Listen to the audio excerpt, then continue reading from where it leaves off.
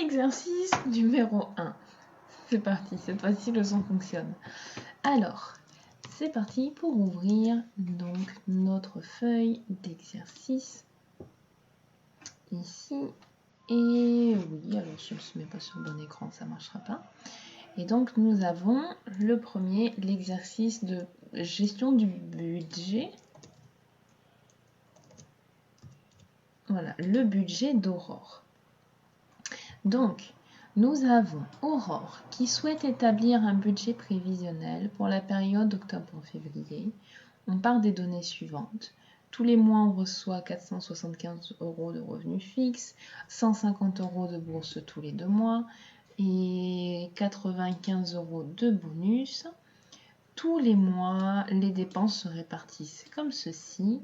Logement 215 par mois sauf 250 en octobre, 150 en nourriture par mois sauf 200 en novembre, 50 € par mois de transport, 90 €, enfin des dépenses de sortie différentes chaque mois, des dépenses aussi de divers.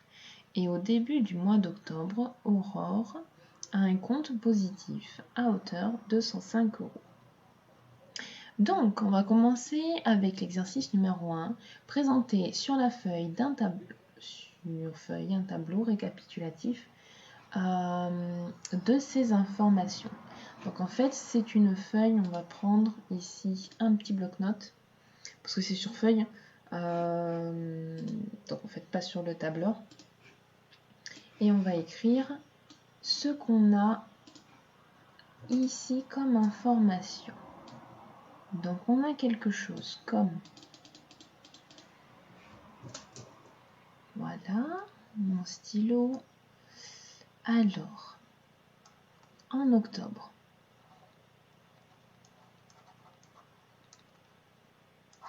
en plus, on a 475. On n'a pas de bourse et on n'a rien d'autre.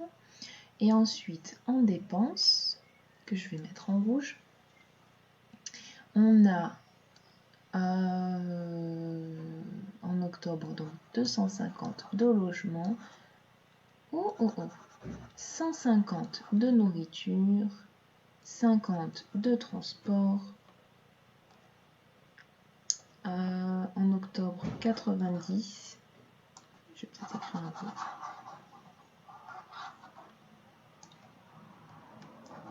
475, 250, 150, 90 et pas de divers. Et aussi on commence, je vais mettre ça en bleu, voilà, avec 105 € au départ. En novembre, on a 475 aussi et on a 150 € de bourse. Ensuite, on a 215, 200 ici. Pardon, oui, si. Je rédis pas la caméra, ça va être un petit peu compliqué. Alors,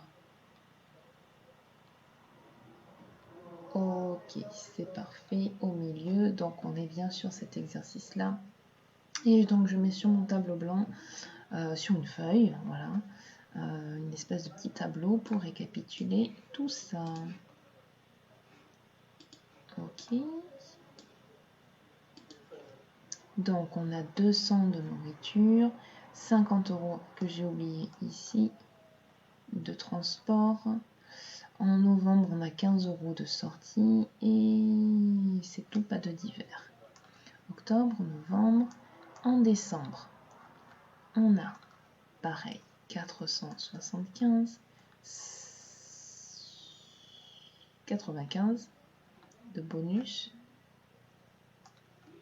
Ensuite, nous avons 215, 150. En sortie, on a 90 et 60 en divers. En janvier et en février. Alors, en janvier, on a 475, en février aussi. En janvier, on a 150. Et ici, on n'a rien. 150 de bourse. Après, le logement, 215, 215. 150, 150, 50 et 50. En janvier, on a 90 € de divers, de sortie. On a 75 ici et 30 de divers ici.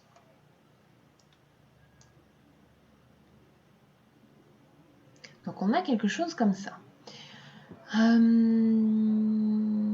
Ce qu'il va nous falloir maintenant, c'est réaliser ce tableau sur une feuille de calcul en faisant apparaître les soldes mensuels, initiales et finales, donc au début du mois, et bien, le total des recettes et le total des dépenses. Alors, c'est parti. On ouvre Excel, qui se met sur la mauvaise page encore, et on va ouvrir. Donc là, je vais ouvrir budget d'Aurore. Et ce que je vais faire, c'est donc un nouvel onglet pour en fait arriver à ceci.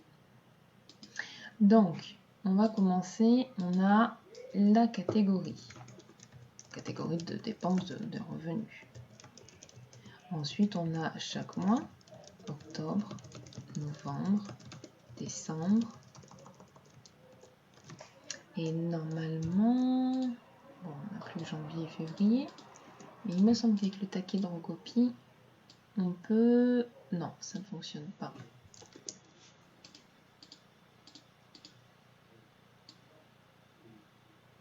Non, on n'a que décembre. Allez. Janvier. Ah, parce que je suis en anglais, c'est pour ça. Et février. Ensuite, nous avons donc solde initial qu'on va mettre en vent parce que c'est le début du mois. Hein. Solde initial. Ensuite, on va avoir les recettes. Donc moi, je vais mettre le total en haut pour que ça soit plus... Parce que je trouve que c'est plus lisible, hein, mais on peut le mettre en bas. En recettes, on a les logements, le revenu fixe. Et si je fais des fautes, la bourse, un bonus, et ensuite dépenses. On avait le logement, nourriture, sortie, transport d'abord, sortie et divers. Et ensuite, on a le solde final. Alors, on regarde. Oui, c'est bon. Donc, allez, c'est parti. On va mettre en couleur déjà, comme ça, ça sera parfait. On y verra que plus clair. Voilà. Et je me suis trompée. C'était tout ceci en bleu et là en blanc. Et ce que je vais faire, c'est que je vais prendre le pinceau pour appliquer ce style aussi ici. Ensuite, les recettes, c'est du positif. Donc on va mettre du vert foncé, du blanc, du gras et du centré. Les revenus fixes, on va mettre ici. Les dépenses, en blanc, en gras, en centré. Et ici, en clair. Ok.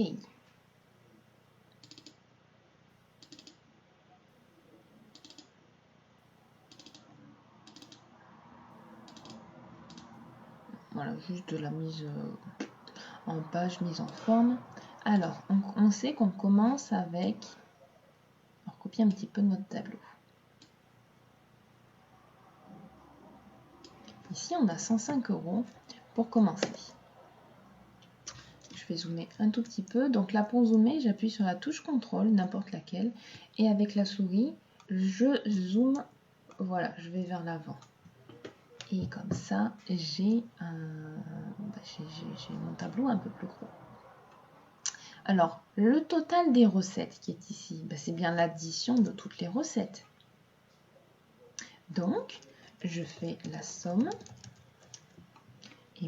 de toutes les recettes qui sont ici. Ça, on vient de faire pour le mois d'octobre. Et pour le mois de février, qu'est-ce que c'est?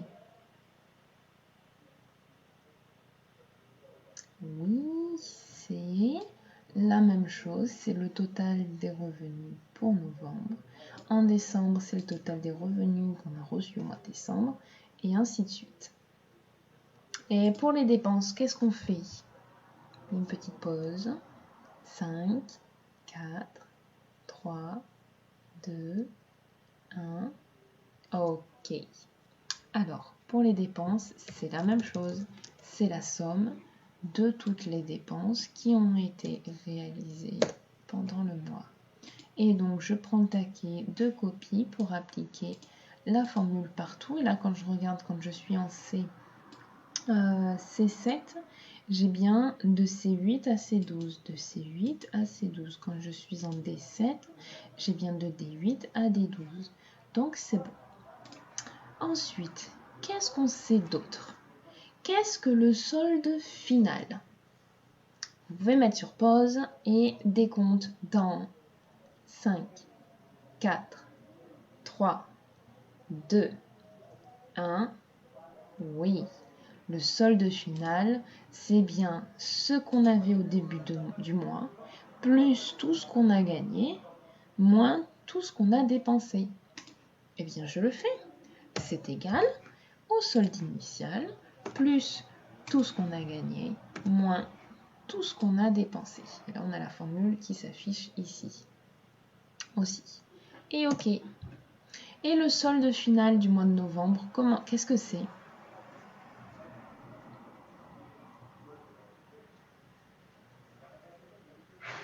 Eh bien, c'est la même chose. C'est le solde initial de novembre, plus les recettes de novembre, moins les dépenses de novembre.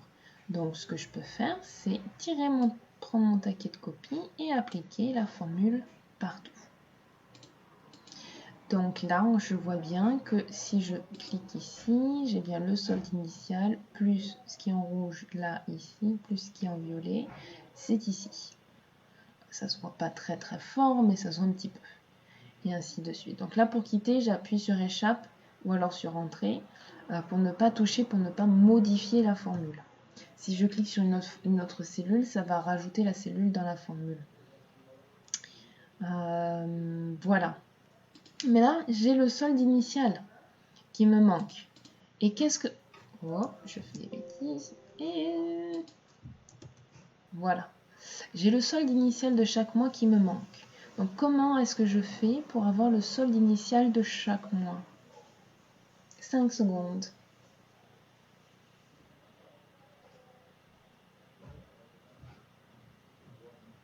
OK.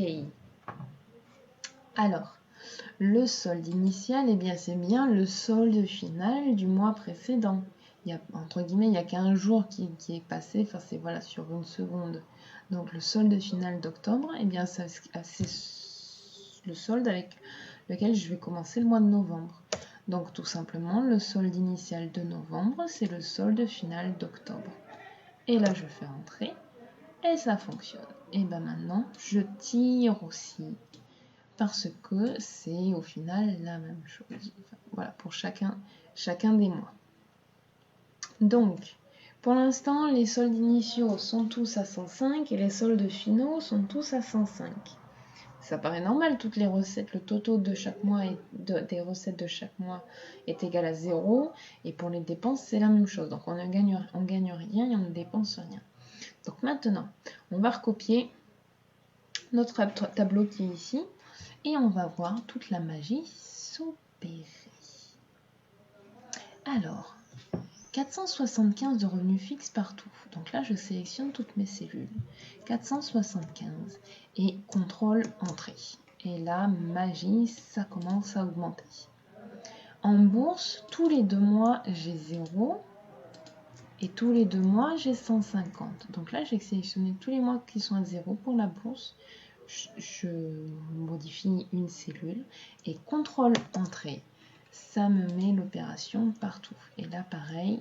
Donc, j'appuie sur une cellule. Je sélectionne une cellule à gauche. J'appuie sur le bouton contrôle.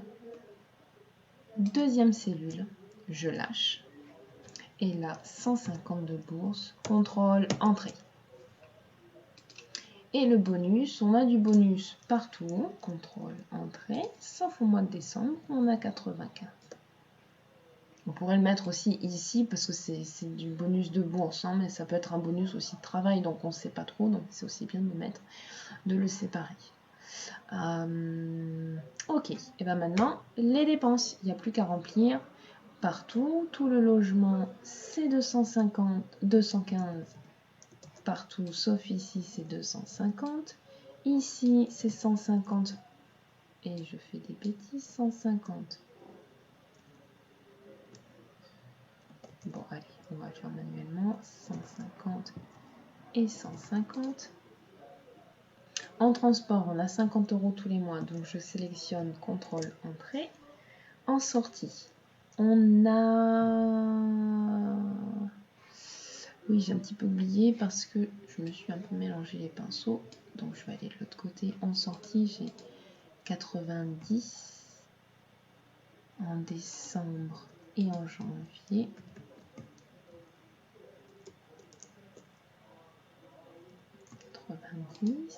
En novembre, j'ai 15 € de sortie. Et ici, j'ai 75 €. Et en hiver, j'ai 60 € en décembre et j'ai 30 € en février. Et bien voilà. Donc je vais faire affichage, une nouvelle fenêtre. Donc là, j'ai le duplicata de la même fenêtre qui s'ouvre, c'est toujours le même classeur. Et là, je vais regarder ici. Bah, ça m'a l'air bien. Ça m'a l'air bien similaire, tout ça, tous les chiffres. Ouais. Super. Donc, il n'y a plus qu'à mettre en page aussi avec le format numérique. Donc, accueil. Et je me mets en monétaire ici. La cellule s'agrandit automatiquement. Au besoin, on fait le double clic ou on met la taille que l'on veut pour chaque colonne. Ensuite, nous avons... Oui, donc j'avais rajouté en fait les sparklines et les graphiques. Enfin, un petit plus juste pour nous. Donc là, on va rajouter les sparklines. Et donc, on y va.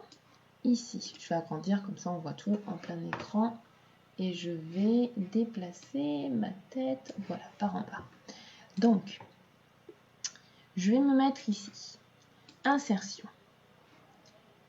Courbe. Dans le groupe graphique Sparkline, je vais choisir courbe. La plage de données.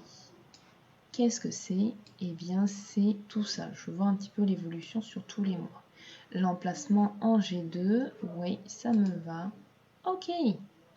Et maintenant, je veux que ça fonctionne sur tout le reste. Donc, je le fais. C'est génial. Ça s'est appliqué à chaque formule. Oui, alors pourquoi ici on n'a rien? Parce que je n'ai pas mis de 0. Donc là, on va avoir, voilà, quelque chose qui fonctionne. Ensuite, ok, je veux changer, je veux mettre le premier avec la couleur de la ligne qui va avec.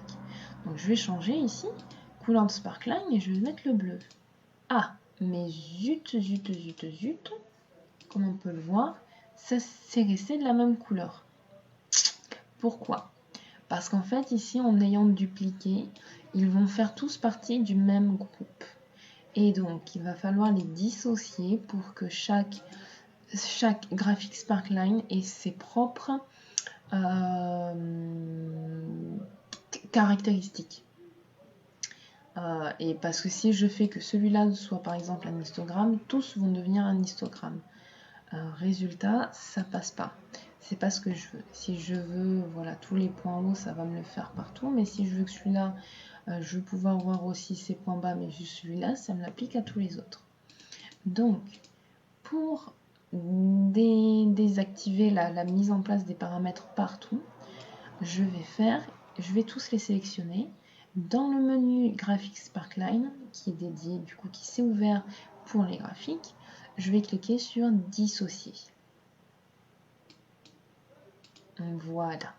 Et là, je vais pouvoir modifier la couleur de chacun et ça fonctionne. Voilà, donc là on est en rouge foncé.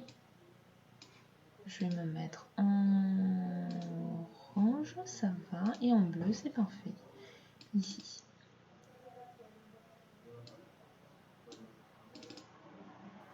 Ok. Voilà, et donc par exemple, si celui-là, je veux pouvoir voir les points hauts et les points bas,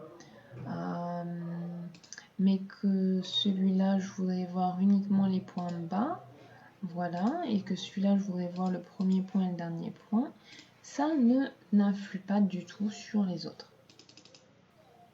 Et je peux changer, hein, celui-là, ça peut être très bien aussi un histogramme. Ou ça peut être, voilà, ce qui est positif et négatif en fait, voilà. Donc là, j'ai que du positif, donc c'est pour ça que ça reste en haut. Voilà. Voilà. Et j'avais rajouté donc un petit graphique en prenant en compte en fait uniquement les mois, contrôle les recettes. Voilà, alors il faut y aller. Voilà, comme ceci, et les dépenses en prenant aussi le titre des dépenses. Et insertion, graphique, ce que je vais vouloir, ça va être des courbes. Je vais préférer des courbes. Et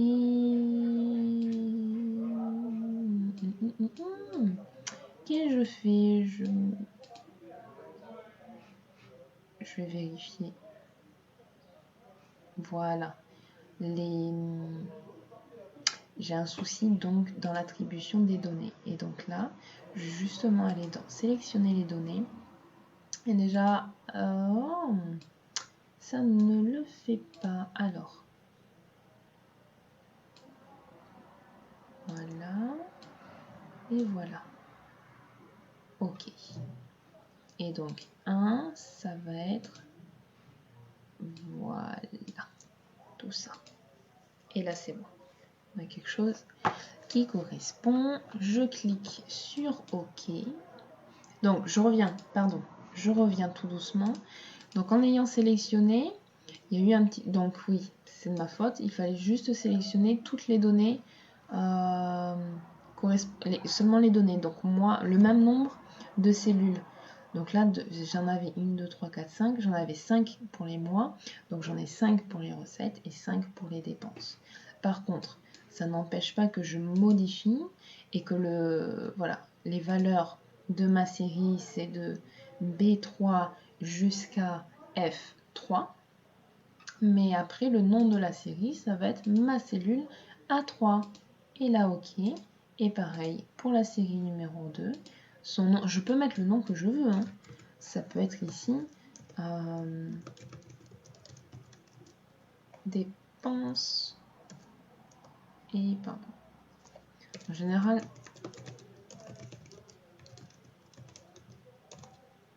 non, oui c'est ça. Il faut sélectionner une cellule. Et c'est OK. Autant pour moi. Il faut sélectionner la cellule. Et qui contient le nom de la série de données, les chiffres que l'on recherche. Et là, voilà. Et donc, on peut changer. Je voudrais que les séries, en faisant un double clic, je vais pouvoir modifier la couleur de la série. Et je voudrais qu'elle soit pour les dépenses en rouge. Ah!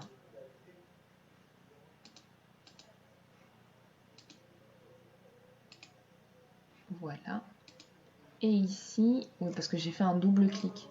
Donc ça n'a pris qu'un tronçon, seulement un mois. Et donc je ne veux pas du bleu, mais je veux du vert. Et là, ça va l'appliquer partout. Donc voilà. Et puis pourquoi pas sinon mettre un diagramme en barre, hein, si c'est plus un histogramme, si c'est plus pratique à lire. Et là, budget Aurore. Et voici, donc on remarque, hein, c'est pas aussi accentué parce que donc notre échelle est différente, mais là, ce sparkline ici a exactement la même forme que ce graphique qui est ici. Et celui-là, pareil, ça a la même forme. Donc, par exemple, on peut, dans les graphiques ici, je peux jouer encore dans l'échelle. Et ici, non, alors il faut que je clique, voilà, ici, sur l'axe. Là, j'ai le petit module avec les options du coup vraiment des chiffres. Et là, je peux choisir eh bien, la limite minimum et maximum. Donc, par exemple, je peux mettre que ça commence à 200. Qu'est-ce qu'on a en minimum? Oui, pourquoi pas. Et qu'après, on est jusqu'à du 700, on n'a pas plus. Voilà. Et là, bon, on peut peut-être remonter et faire du 400. Et là, on a quelque chose qui se dessine un peu plus fort. Est-ce qu'on peut faire du 450 même? On commence, le minimum est à 450, pas 4500, pardon. 450 et 650, ça ressemble encore plus, voilà, ça modifie un petit peu la forme de la courbe parce que c'est plus précis. Et par contre, ici dans les unités, on peut modifier et faire, voilà, que ça aille de 20 en 20, de 4, voilà, là c'est 4 en 4. Les principales, moi je peux demander à ce que ce soit du 50. Voilà. Et là, ça fait un peu plus propre. Et ça ressemble beaucoup plus à notre graphique qui est là, en bas. Donc du coup, c'est plutôt en haut par rapport à ce que je montre. Et voilà. La mise en page, là, vraiment, c'est comme on veut. Même le fond peut changer de couleur. On fait vraiment ce qu'on veut. On change la police, etc. Et là, regardez, on a bien le même graphe. Donc, voici, oui, on peut rajouter évidemment les données, les étiquettes. On peut mettre un fond aux étiquettes, etc. Donc, on va mettre, voilà, ici, dans plus d'éléments sur le graphique. On peut mettre le titre des axes, si on veut, c'est pas nécessaire.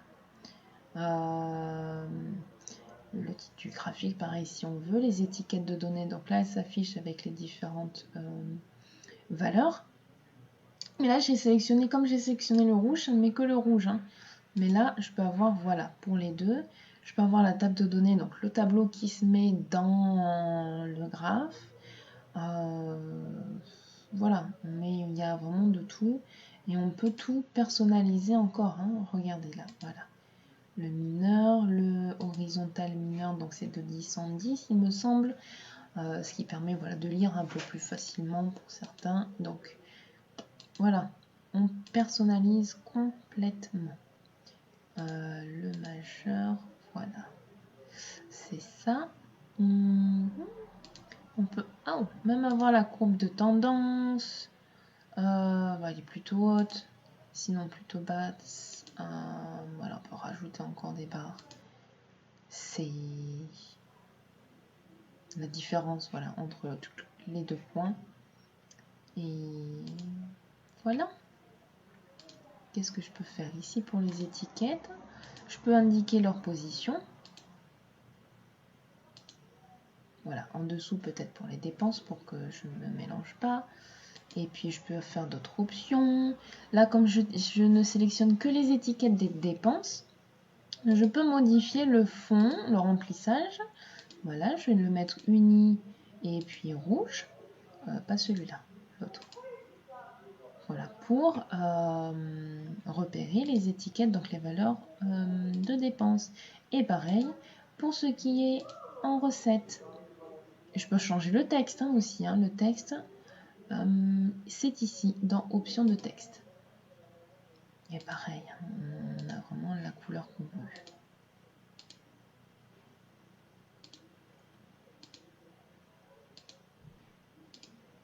Voilà, on peut mettre de l'ombre, etc.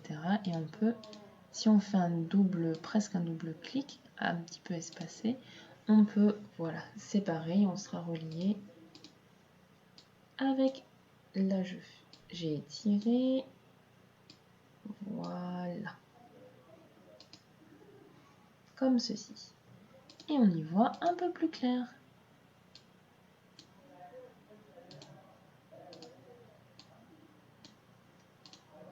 Voici pour le budget d'Aurore. Donc, à tout de suite pour le deuxième exercice. Au revoir.